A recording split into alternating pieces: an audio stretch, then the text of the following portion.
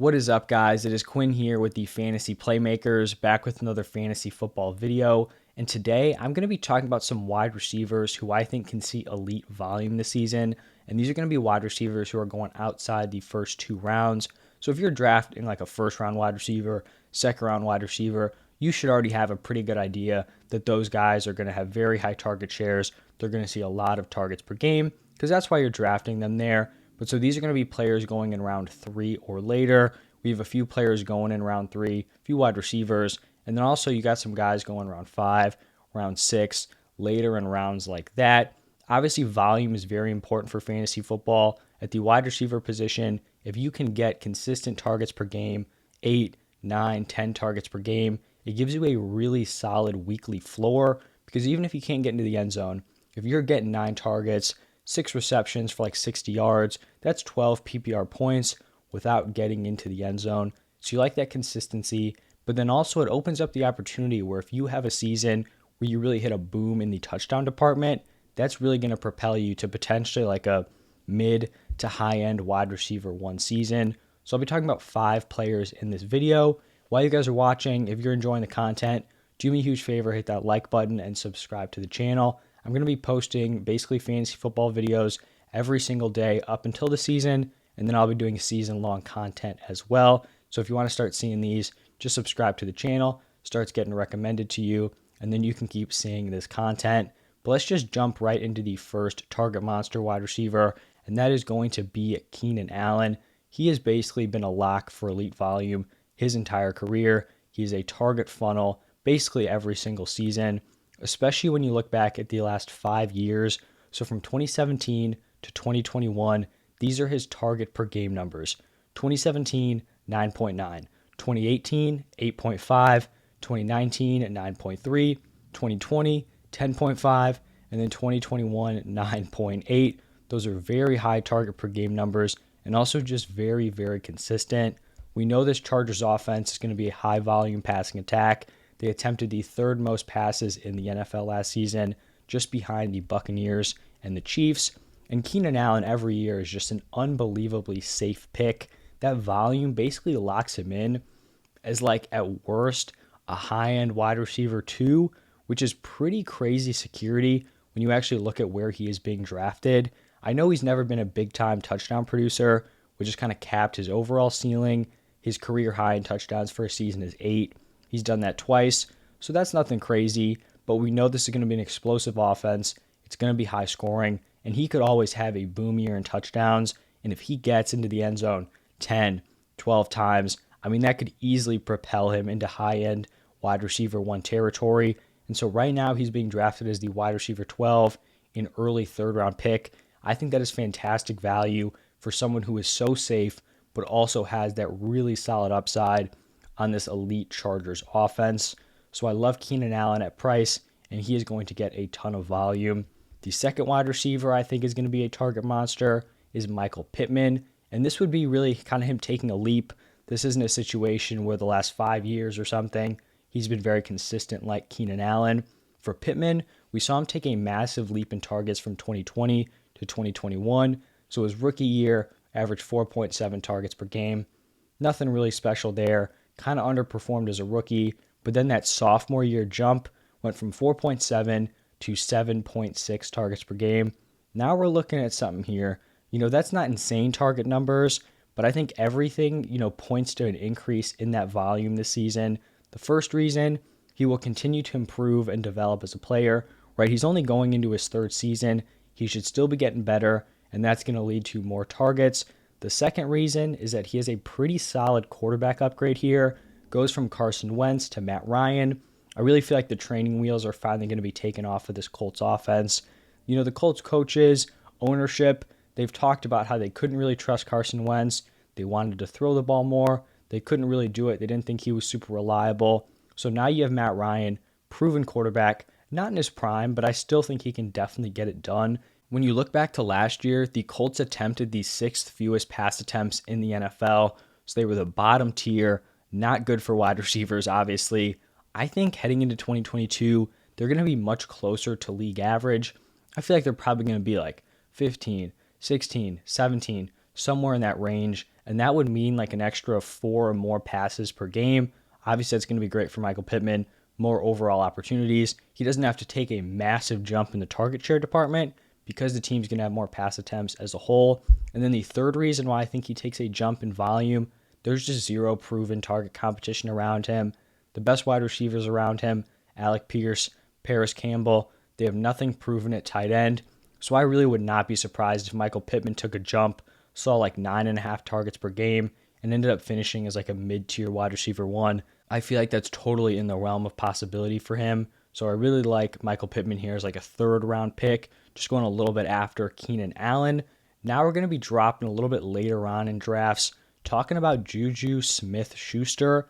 And honestly, at this point in the offseason, I'm still not really sure how I feel about Juju for fantasy. But if Juju hits and becomes a successful pick, it is going to be from his volume, because he steps into this Chiefs wide receiver room as easily the most proven weapon. Personally, I'm not super optimistic about MVS or McCole Hardman. Neither of them have really done anything so far in their careers. I believe in Sky Moore's talent. Not that they haven't done anything, but they haven't done anything to prove to me that they are better than Juju Smith or a guy like Sky Moore, who I believe in his talent, but there's just no guarantee he comes in and is like a stud from day one, balls out here as a rookie. Juju Smith has put together a 1,400-yard season, averaged 18.6 PPR points per game for fantasy. So his sophomore year, I mean, the man was elite. We thought he was going to be one of the best fantasy wide receivers for a very long time. Obviously, he has really fallen off since then. I don't know if he's ever going to put up that type of production, but we know the ability is there, or at least it was there. And when you're looking at Juju's capabilities, he isn't going to be like the deep, big play threat. He's not going to slide into the Tyreek Hill role, which I think is totally fine. He's going to likely slide in as like the large slot wide receiver and work more underneath. And when we're looking at the other weapons, some questionable weapons outside, I feel like he could kind of join Travis Kelce as like the Patrick Mahomes safety blanket underneath. We know the Chiefs are going to throw the ball a ton, second in pass attempts last season. They're also going to score a ton of points, so touchdowns are going to be up for grabs. So I think if Juju Smith-Schuster can get back to his like early, career form, this really could be the perfect spot for him to resurrect his career and could, see 8, 9, 10 targets per game on a really top tier offense. So I'm not super confident that he is going to hit, but I feel very confident that if he does hit, it's going to be because of that really solid volume. Now moving on to the fourth wide receiver, this is a guy who I believe I talked about in my must draft wide receivers video, and that is Darnell Mooney. And this is, I think, by far the cheapest ADP for a wide receiver who has like 10 target per game potential. We saw Darnell Mooney average 8.2 targets per game last season. He did that as a sophomore receiver in just an anemic offense. I don't think this Bears offense is really going to be much better. I think they're going to struggle again, but the coaching staff is significantly better. So even though the guys around him, the O-line, not really any massive improvements here, I think the coaching staff is just going to put them in much better situations. And Mooney is really the only proven weapon on this offense, kind of similar to the Michael Pittman situation. He's competing with guys like Velus Jones, Byron Pringle. I mean, he is clearly the number one option.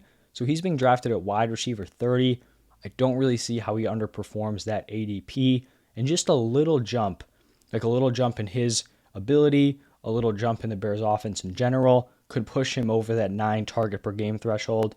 And then you're flirting with 10 once you hit that. So I just think he's so much better than every other pass catcher. And I think Mooney could be a crucial pick for many fantasy football winning teams. Because if you're getting Mooney as like your wide receiver 3, I think he easily could be a wide receiver 2 this year and a good wide receiver 2.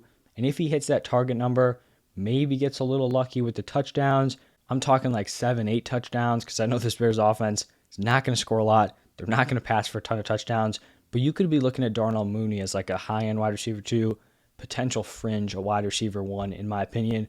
And that is all going to come from that insane volume I think he will get. And now the fifth and final wide receiver, we have Drake London, another wide receiver 1 on a pretty anemic offense. Despite having never played a snap in the NFL, I think I can pretty confidently say, and I think most people would agree, that Drake London is by far the best wide receiver on this team. He's competing with guys like Brian Edwards, Zacchaeus, this offense is just going to funnel through Drake London and Kyle Pitts. I loved Drake London as a prospect. He produced every time he stepped on the field in college. For me, I know he's like NFL caliber now because we look back to that USC team when Drake London was a true freshman. He was playing well, producing, competitive for opportunities, and his wide receiver core featured guys like Amon-Ra as a sophomore and then Michael Pittman as a senior. So he was putting up solid numbers while basically operating as the wide receiver 3 behind two really solid, proven NFL weapons. We saw Amon-Ra break out last year. Talked about Michael Pittman on this video. Think he is going to be a stud this year. And we've seen some of the kind of top rookies command high target numbers from day one. I don't really want to compare him to guys like Justin Jefferson or Jamar Chase because I feel like that's unfair. Those guys are the top of the top. If he hit their ceilings, that would be amazing. But a guy like Jalen Waddle, probably more comparable as a prospect, averaged 8.8 targets per game last season. So it's totally possible to do it as a rookie, and I definitely would not be surprised to see 8+ targets per game out of Drake London.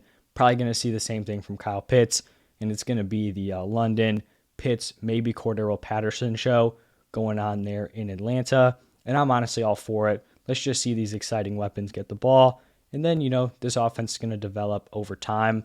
But those are the 5 wide receivers who I think can be target monsters this season. Let's run through them one more time. Keenan Allen, number 1. Michael Pittman, number 2. Juju at 3. Then we had Darnell Mooney at 4. Drake London at 5. So let me know what you guys think about those players down below in the comment section. I'm going to be doing a very similar video tomorrow talking about volume at the running back position. So talking about both carries and targets. Same thing, players going outside round 3.